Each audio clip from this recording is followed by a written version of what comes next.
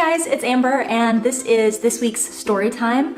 I'm gonna do something a little out of the ordinary this week because I get questions all the time, whether it's on my YouTube videos or DMs on Instagram or PMs on Facebook or emails or whatever, with questions from people about what bags I prefer or things about my personal life, and everyone asks for a video on these things, and as cool as those videos would be to do, I just don't always have the time to do a unique video for each question. So I went out to social media and I asked you guys if you would like me to do a Q&A or an Ask Me Anything, to give you guys the opportunity to ask me a few questions that might have been on your mind and let me address them.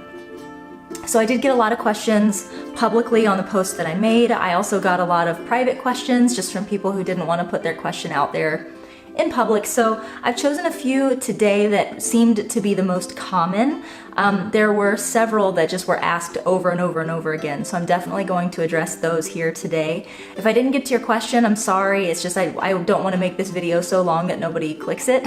So I just picked the ones that seemed to make the most sense and that seemed to be applicable to the biggest amount of people. So one of the first questions that I got was from Kimberly, and she says, does it get overwhelming at times being in the spotlight, running your business, being a mom and pregnant? And she did a follow-up to that question, which is, what's the best advice you have for moms who feel like sometimes it's just too much, especially when it feels endless? So the answer is yes, I do feel overwhelmed a lot of the time.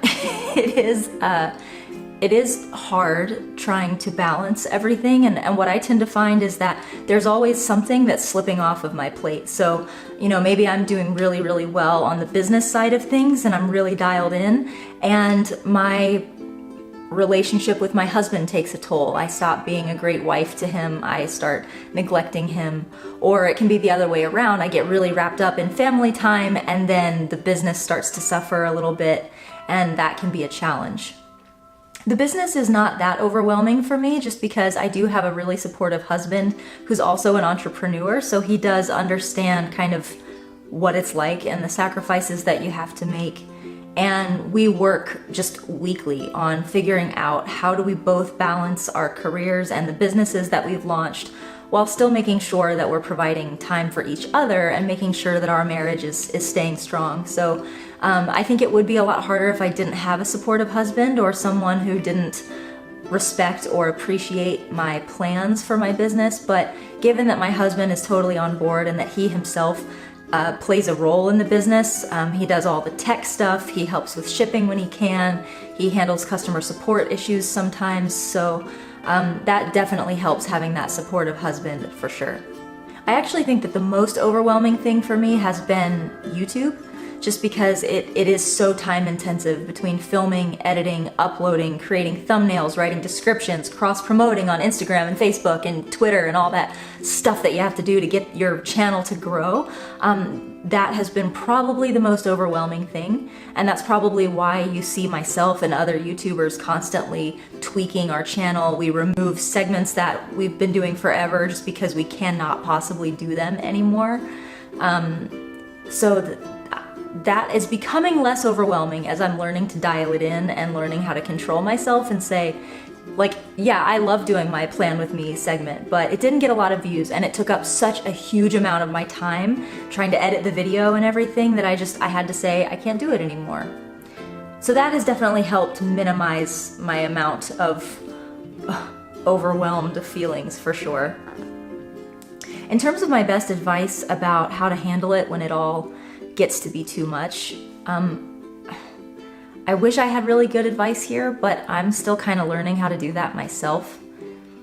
I think for me, the two biggest things have been, one, learning when to say no. And that's hard. I feel like as a mom, we get pulled in so many different directions. There's mom groups that want to do get-togethers. There's parents and in-laws who kind of want to butt in sometimes, and you feel like you have to let them come over and be in your house and see their grandkids, and you know, it's all good stuff, but you always feel the need to share yourself and your children and your home and your family with everybody who wants to be a part of it. And learning how to say no politely, not in a way that shuts people down, but just saying, I have to take some time to focus on me and my family, and I'm sorry, you can't come over today. No, I can't do this collaboration with you. No, I don't want to do that sponsorship. No, mom-in-law, I don't want you to come over and stay here all day and tell me how to be a mom to my kids. It's like, and on the other hand, I think learning when to say yes has been really important for me too. When I'm stressed out, what I tend to do is shut people out. So I just get so focused on whether it's laundry and cleaning the house or whether it's sensible mama stuff. When people want to come into my world to go out and get coffee or have a play date or something, I shut it down. I say, no, I'm too busy. And I've learned one of the biggest blessings for me as a mom has been learning to say yes. To just say, yeah, I will sit everything down and come have coffee with you, because that's important for my health and just for my development as a person. The other thing that I think is important that is hard for every mom is insisting on having some me time. And that's not easy for everybody, especially if you don't have a spouse or a partner. If you don't have family who lives nearby or friends to help you out, that can get really, really challenging. But even if it means staying up an hour later, which sometimes, even as a person with a partner, with family who lives nearby, with friends who can help out, I still sometimes, the only way I get alone time, me time, is to just do it in the middle of the night. And although it sucks to miss out on that sleep time, it is so restorative to just say, this is me time, nobody can interrupt it, and I'm gonna read a book, or I'm gonna journal, or I'm gonna binge on Netflix. I don't know what it is, but insisting on that personal time and insisting on the people in your world respecting it is for me one of the most important things that I have to do. Okay, the next question was from Angela, and it says, what is your best advice on quitting your day job and starting your own business? Tips and tricks and where to start. Whew. So it's really tempting to answer that question by saying this. There's never a good time to start, and much like having children, if you wait until it totally feels right, then it's never going to happen for you. So you should just start. And I think that's good advice in some ways, but that's not actually the advice that I followed. So instead of being trite and giving you some advice that you've probably heard before, I'm gonna try telling you what I did instead.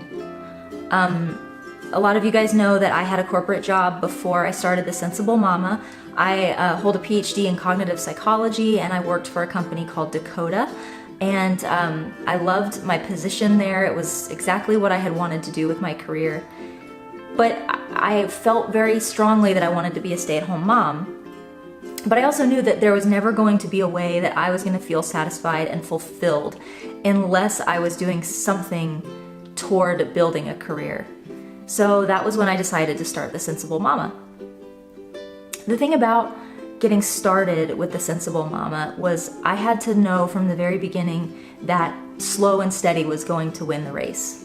So for the first probably 6 months of the beginnings of The Sensible Mama, I was actually still working my day job. And that meant that The Sensible Mama took a lot longer to get off the ground than it would have if I had just quit my job and dove into The Sensible Mama and committed all of my time and resources to that. But my husband and I, we weren't in a situation where it felt secure to do that. We were a 2-income household, and we were living like people who had 2 incomes, and to suddenly just stop one of those without at least the promise or the hope of something else eventually leading to a second income, it just wasn't feasible for us. So for me, my best advice is to keep your job as long as you can. If you have a good job where you're not being abused, where you're getting paid fairly, you have reasonable hours, if it's a good job, keep it. And understand that whatever it is that you're trying to get started, you can do it in your spare time. And it's going to take a little longer, but there is nothing that compares to being able to walk away from your day job, knowing that you've done everything that you can to get this new venture as far as it can go, without having to leave that job. It was definitely scary when I quit my corporate job, but we did know that I had literally pushed The Sensible Mama uphill as far as it could go, and there was nothing else that I could do at that point without walking away from my business, from my corporate job, I mean. I had no choice. The business was not going to keep growing if I didn't now switch gears and totally focus on the Sensible Mama. So that would be my best advice, is get started on what you can while you're still working. All in all, it did take about 6 months to get everything set up and ready to go with our business. And once that was all set up and ready, I left my job. And I felt pretty comfortable with it. I won't say it wasn't scary, but I definitely felt comfortable. Okay, the next question is from Courtney. How do you find time with God? Since my son was born, my husband and I have both struggled with that. Well, Courtney, I will tell you that my relationship with God, at least my Bible time, like spending time in the Word, it stopped. Like, it stopped when Roman was born. I always did my Bible time early in the morning. It was my alone time. But Roman was a baby who woke up at 4 a.m. Like, that was when his day started. And so I just kind of reached a point where I just felt like I wasn't able to do my Bible time. I did spend time in prayer whenever I could, but during that time, I just kind of had to remind myself that God understood, that God wasn't angry at me, that I wasn't spending time with Him like I used to. And I had to just have faith that God was going to eventually provide that time for me. And He did. You know, now Roman sleeps until about 7 or 7:30. So I usually get up at 6 or 6:30 and I make my coffee and I have my time in the Word, and that's great. But it took 18 months to get there. And it's getting ready to get hard again when my daughter is born in January. And I'm already preparing my heart for that, just knowing that I have to be okay with the fact that I'm not going to have the Bible time like I did before Roman and then before the new baby came. But I really do think that my best advice, if you're going through a time where it's really hard to find time with God, is just praying to God and telling Him honestly, like, I love you and I want to spend time with you and I ask that you make time available for me, but also just please remove any guilt that I have in my heart about not having the time. Reassure me, God, that you love me and you understand, and yes, you miss me, but you're not angry at me that I can't be with you right now. And just help me to find time when I can. All right, and I'm gonna make this my last question because it's getting long and because I hear my son waking up. So I might do another AMA video to address some of the other questions, because I didn't even get to my Instagram questions yet, but this is all I'm gonna do for this video. So the last one is post-pregnancy fitness tips to lose weight, especially tummy area. Okay, so I'm gonna be honest with you. The ways that I lost my weight the fastest, I think were two. The first one was from breastfeeding, and the second one was baby wearing. Probably a lot of you know that breastfeeding does help you drop the weight really fast. I was breastfeeding plus pumping, so I was like just constantly producing milk, just all the time.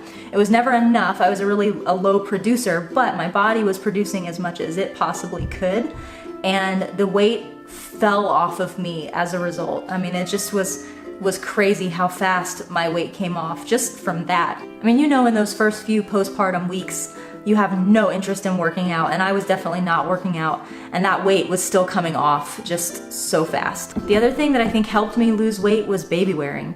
I had a super duper clingy baby who just always wanted to be held, and the temptation was to just lay around on the couch and hold him because that seemed to be all that he wanted.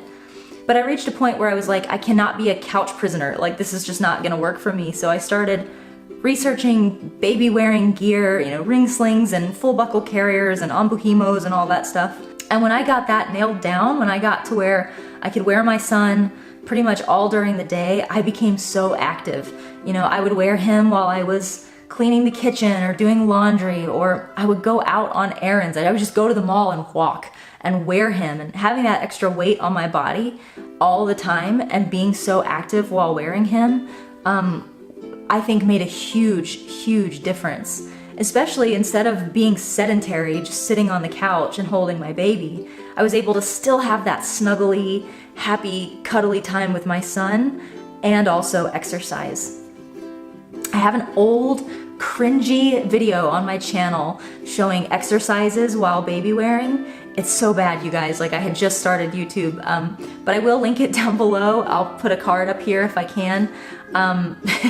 Check it out if you want to. These were the exercises that I was doing with my son that kind of helped me get in shape. I did have diastasis recti, or whatever that's called, like my abs had split apart.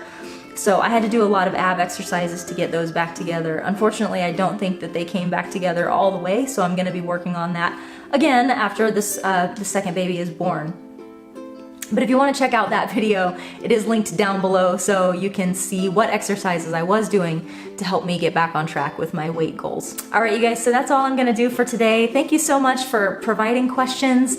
I enjoyed it a lot. Thank you for not asking super personal questions because I was scared I was gonna get some that were gonna make me like cringe a little bit. I will try to do another video where I get to other questions if there are more, and that's basically it. Hope you guys have a wonderful week, and I will see you on Wednesday. Bye-bye.